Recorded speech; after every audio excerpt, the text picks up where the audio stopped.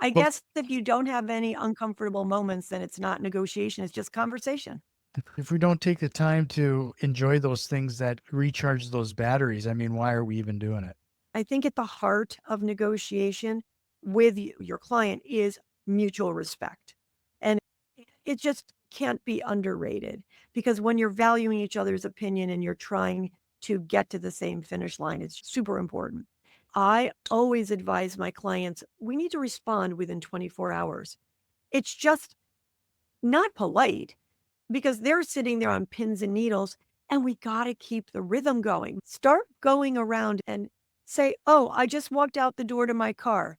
What are 3 things I noticed?" These are little ways of training yourself to be more observant, to be a better listener, and that is going to help you in spades in negotiation. Robin Kencel joins me here today. You can learn what her team is up to by heading over to robinkencel.com. That's going to be a clickable link in the show notes. Really appreciate your time here, Robin. We're going to be diving deep into negotiation. This will be awesome. Oh, thank you so much for having me. And I love negotiation. Yeah. Well, I think everybody can say that. It's just kind of one of those things that scares a lot of people. Yeah. I think a lot of people hear negotiation and right in their brains, they hear conflict, Yeah, it's just confrontation. one of those things that I tell a lot of people, especially when they get into partnerships, they either start with an uncomfortable conversation or they end with one. And Yeah. that's kind of the same with any kind of negotiation as well. I Well, guess if you don't have any uncomfortable moments, then it's not negotiation, it's just conversation. that's true. Trust. So I'd be curious, like before we get into that, could you talk a little bit because you've had quite the long history in real estate, but Right. also you have a lot of things going on, whether it's I coaching. do. So Yeah. how do you keep it all together? Yeah. So listen, people talk about balance all the time. And I would say, I'm not sure if I've got balance, but what I do have is a very carefully crafted calendar. So I know what the priorities are at all times. And those are the ones that float to the top of the day for me. Right.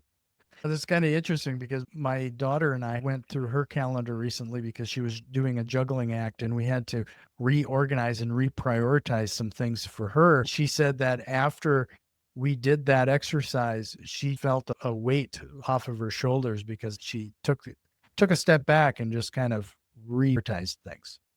Jack, it's interesting when you hear people who actually aren't using a calendar or keep a calendar in their head, because I think they don't realize the extra pressure they're putting on themselves. Because that is one of those things that I've really noticed as well is that if I don't rely on these tools that I use in calendars as one of them, the amount of cycles you burn just revisiting the same stuff over and Yeah. over and over again. So the first thing I would say is because a lot of people look at the way I'm organized and accomplish so much, and they're like, how do you do it? I would say you need to find a system that works for you, but have a system. So my system is I have a morning ritual. I have certain things that I do, and they're always on my calendar, and they're always 2 to 3 hours in the morning, really 3 hours. So I know that's a non negotiable in my calendar. And then I've got ballroom dance at the end of my day, Monday through Thursdays, certain block of time. That's not negotiable unless there's something unusual that takes a precedence. Then it's filling in between. And you've got your priorities. You've got your certain meetings at work, you've got your certain work hours, and then you have the other things that are important, including scheduling time just for yourself. I'm somebody, and as I get older, I find I need to step back from all the chaos going on around me. And even if it's just 10 minutes, take a few breaths. Just go out and literally smell the air, hear the birds, re-engage. But Mhm. you've got to come up with a system that works for you. It's not really a one size fits all. If we don't take the time to enjoy those things that recharge those batteries, I mean, why are we even doing it? Yeah. The other thing I've noticed is I do laundry every day because I'm going through a lot of fitness clothing and I pay bills almost every day. I don't like the pile up that takes a long amount of time where suddenly you've got to block out 4 hours. But again, for routine daily things, gotta like put in the calendar. Otherwise, you're going to feel overwhelmed at some point. Yeah, you're hitting all the right notes here today for me because that's one of those things that I only want to touch something once. I don't like to revisit something over and over again. Mail Yeah. is a good example. It's coming in the house. Let's just deal with it. Having to go through a pile of mail is just irritating. Yeah. I'm not as good as touch it once, but what I do have is I have a pile that I can handle that day and then a pile that I need to get to. And I say to myself, if I have not gotten through these certain things that I seem to move in a week, then I have to really ask myself, why am I not dealing with this piece of paper? Yeah. Negotiation piece of it because you deal with some pretty high end real estate, Yeah. not investing, but real estate. Yeah. And what strategies do you believe are essential to setting yourself up for a successful negotiation, especially with these high end properties and people? So I always say people are people. And no matter what price point you're at, you're going to have certain personality types. I have the same personality types at the high end as I have at every end. I think that's my first rule in negotiation. I have to know who my client is. I have to know how they are comfortable. Obviously, what are their goals? But some clients are just higher strung. So I have to know whatever's happening, they're just going to react higher strung. And then they're going to recalibrate and then they're going to go back up. I have other clients, they're very business fast. I have other clients, it's hard to get their attention. So the first thing in negotiating for me, or even just setting up a relationship, is understanding the other person. What's their style? How do they react best to information? Do they like written? Do they like text? Do they like a phone call? So those are just some of the very first things. It's getting to know the other side. That's interesting you say that because I've actually had the opposite experience, especially when it comes to technology. If I'm selling something and it's a low cost thing, the people that buy low cost items are way more high touch to me. They want every rung of value they can get out of a low cost thing. And as I move up the pay scale, those people that pay more are willing to pay more. They're typically easier for me to set certain expectations and they will actually give you a little bit more leeway on some things. Yeah. I guess my learning is, or my experience is, that it's hard to categorize. But my luxury clients, I mean, I have some that are very detail oriented and want lots of information and want every bit of value when they're buying something, and have lost some homes because they're really thinking quite hard and analytical about it. And then I have others that are pretty relaxed, asking a few questions, but going more with their intuition. So it depends. Are you more of an analytical type? Are you more an intuitive type? And then you kind of gather that information and treat them accordingly. Yeah. So depending on what type of individual they are, I kind of modulate myself. But, easy things are just the communication style. But then the other things are how much information they want, how often they want to be contacted, and what's important in the information I give them. Now, if we're talking about real estate and we're talking about a live deal, now that's where it gets really interesting because there's all kinds of negotiators, right? I mean, one of the most common is, do you have a client and do you have a person that's sitting across from you that wants to take a lot of little steps to get to an agreement?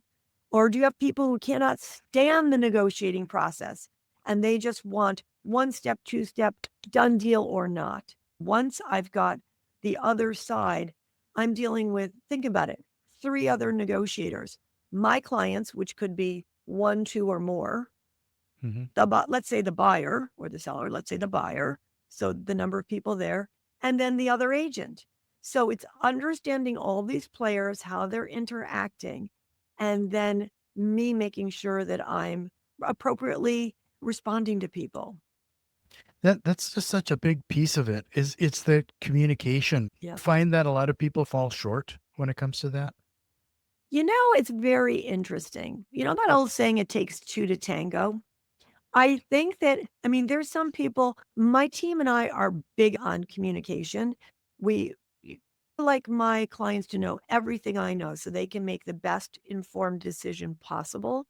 If I have someone on the other side, the other agent, who's not such a great communicator, I'm just not gonna let it slide because you need to be available. When you're in an active deal, you gotta be available 24/7, and you've gotta be willing to just share the information, think as a team because you're really on the same side in that you're trying to get to a finish line.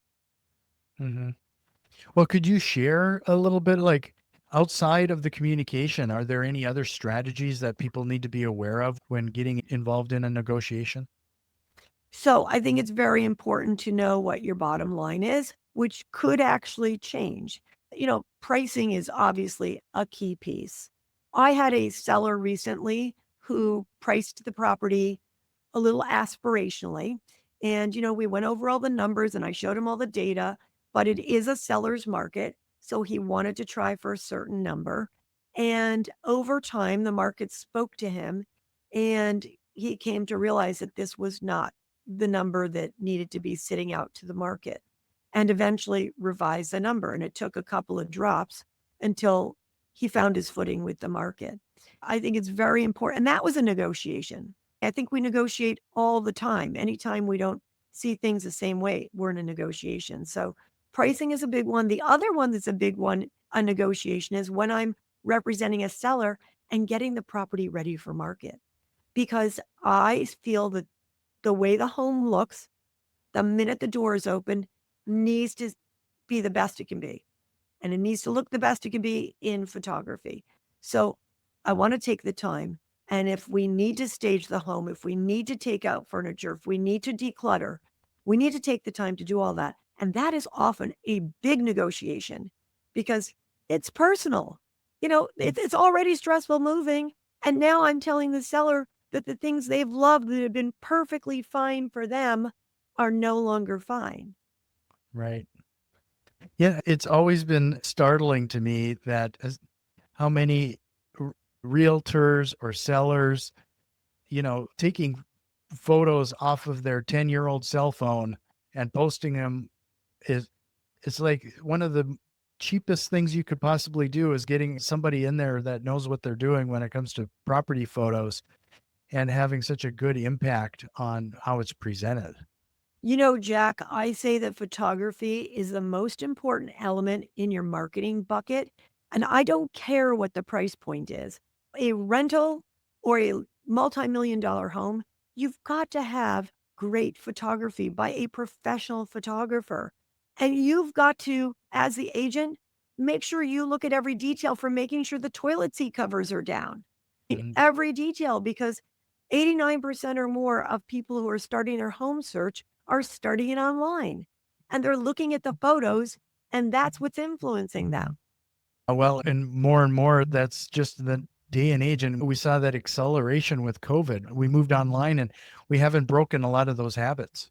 No, no, it's so efficient to look online. I think we all are doing that. It's just an efficient way to look at real estate, but you're also very influenced, and you could say no based on something that's not even reality.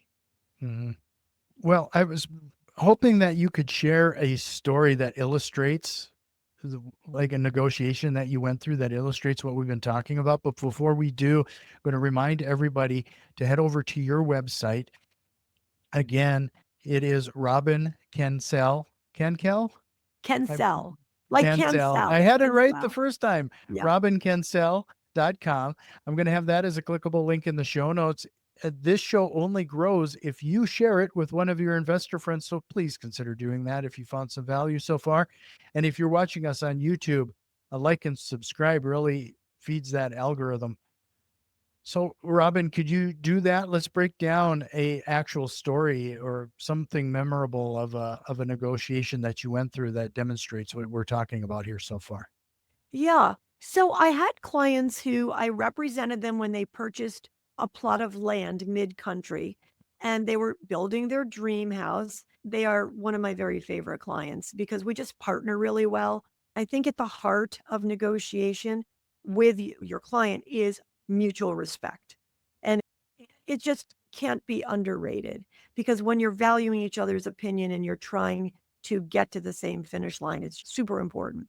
So they hired the right architect, kept me involved in the process. I reviewed the floor plans, I reviewed the finishes. They didn't know how long they would be in the house. So we're always thinking with this particular client, what's going to appeal to the market down the road and finished the home. It was quite beautiful. And they decided they wanted to live in a different part of town. And it was at the upper end of our market. So we staged it because it was empty, obviously, and we talked a lot about that. Should we stage it? I mean, it's beautiful, it's gorgeous proportions, but you don't get a feeling, particularly if you're looking online, just looking at room after room that's empty. And but staging is expensive, and I respect that. And it's a seller cost. So I'm very picky. I only work with a couple of stagers because it has to look just so. We decided to stage just key rooms. So obviously, when you walk in the door, it's staged. The rooms that are most important, the kitchen, the master bedroom, the family room. So you could get a real feel, but not the family bedrooms, just key public spaces. And the lower level was killer. So it was really fun. It's very sporty. So we set that up. And then we did the marketing. I defined the target audience, got it out there, and the market received it nicely. We got an offer in the not too distant future. It wasn't a bad offer for where we priced it, but it was one of those things where the rhythm was lost on the negotiation. There's a funny thing, if you don't keep a certain pace on your negotiating, awareness sets in, and you don't want that ever to happen. So I could feel that starting to happen and include the other agent in. And that's when the agents have different roles. In the beginning, it's all about if you're representing the seller, doing a great job getting the house ready for market and marketing it. But the meat and potatoes is the negotiating and then getting it over the finish line. So we were getting stuck in really minutia type of things. Closing dates, if certain things weren't 100% finished and what would be included. And this is the other thing I would say is really be comfortable with your partners as an agent. Have lawyers that you partner well with.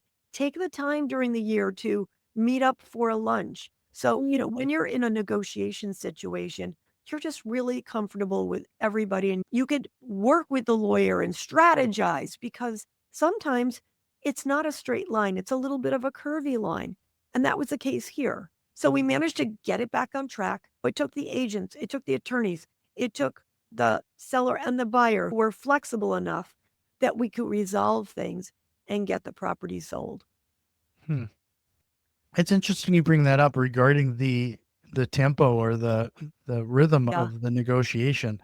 Would you mind expanding on that a little bit? Like is it just because I that's one of those things that I've noticed too is that as long as even though there might be not a ton of exciting things happening, just hitting them up with a follow-up email just so that they know something is going on. So if you're talking about an active deal where you have an offer, let's take that. To me, there's even a rhythm within the rhythm of the active deal. First, you get your first offer in. And then to me, it's very important and respectful to only have a certain amount of time go by before you respond. So I'm representing the seller. I received the offer. Thank you for the offer. I have communicated it in writing to my seller. Now, the seller may not know what he wants to do with it. It's too far apart from, I can't possibly even respond because we're never going to get there. Should we just say, no, thank you? You'll have to come back with something we can work with. We can discuss that. But I always advise my clients, we need to respond within 24 hours. It's just not polite because they're sitting there on pins and needles and we got to keep the rhythm going. We got to keep them interested. Every day another property could come on the market. The actual negotiating to get to an agreed price, and that's an example of keeping the rhythm. I will talk to the other agent, and if there's a delay, talk about rhythm with them and say, There is negotiation exhaustion. Let's not get there." So there's that kind of rhythm. But then there's a rhythm after you get to an agreed to number, which is getting a contract signed. Yes, you have to do a building inspection, getting those done quickly, getting those done with feedback, making sure that if there's any requests on revised numbers because of something that was found, it's done in a timely manner. Will again keep the rhythm going. You also want to keep goodwill in the negotiation. So, keeping goodwill means being responsive, being reasonable, and you'll get there if you do these things. Well, I got two more questions before we hit the rapid fire questions. One of them is, do you see any negotiation strategies that are leveraged in like just everyday life versus simply being focused on business? Well, first of all, in my own life, ballroom dancing is all about negotiation. There's a lead and a follow. And so, there's a lot of negotiation within the dance, but hopefully you're negotiating just and weight shifting, but you're together on timing. So there could be different elements that are negotiation, but hopefully there's some common ground. If there's no common ground in a negotiation, I think you reach an impasse. There's negotiation in our closest family and friends. Anytime we're not seeing the world the exact same way, it's a negotiation. And negotiation is what is it about? It's about compromise. It's about knowing what's really important to you, knowing what's really important to the other person, and then being willing to be compromising, flexible, and see things a different way. I've been married 40 years this year, and I would say that one of the keys for us is always willing to take a step back, take a breath, and try to see things the way the other person sees them and feels them.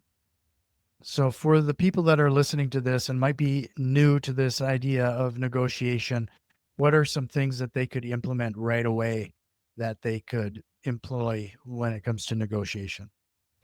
The first thing they can do is get to know their client. And I mean, really get to know their client. The second thing they could do is start working on their skills to be a better listener. And that means being more observant. Start going around and say, "Oh, I just walked out the door to my car. What are three things I noticed?" These are little ways of training yourself to be more observant, to be a better listener. And that is going to help you in spades in negotiation. Well, if you are ready, Yeah. Robin, we will jump into the rapid fire and close out this episode. I think you've just got to have a good attitude and mindset. If you go in with a positivity and you go in saying, this is going to work, just having that positive mindset is going to color the feeling and the experience. Well, if you're ready, Robin, we'll jump in. What lie do entrepreneurs often tell themselves? I don't care what the research shows. If you could go back in time and give yourself younger self a piece of advice, what would that be? Take a break. Do you have a book recommendation? So right now I'm reading the Brothers Grimm 101 fairy tales. I'm doing improv acting, and so I decided to read that because it's very creative. It gets me thinking out of my box. And there's a lot of conflict in there. If you want to get better negotiating, read things that, are not just straight negotiation books. Was there a business reason you started to take some improv classes? I broke my foot 2 weeks before the National Senior Miss America pageant last year. I broke it at the United States Dance Championships. I'm like, "What did I always wanna do that I never did?" And it led me to acting and an amazing coach named Lane Napper, who got me hooked on improv. I'm crazy about it. And finally, what single process or tool have you implemented that has had the biggest time saving impact? My calendar. It goes back to my calendar. It intensified my productivity quite a bit. Well, Robin, this has just been fantastic. One last time, you can find more information at robinkencel.com. That's going to be a clickable link in the show notes. I'll probably also include your Instagram there. Really appreciate your time, Robin. This was great, and I hope you'll consider coming back. Thank you so much. I had so much fun.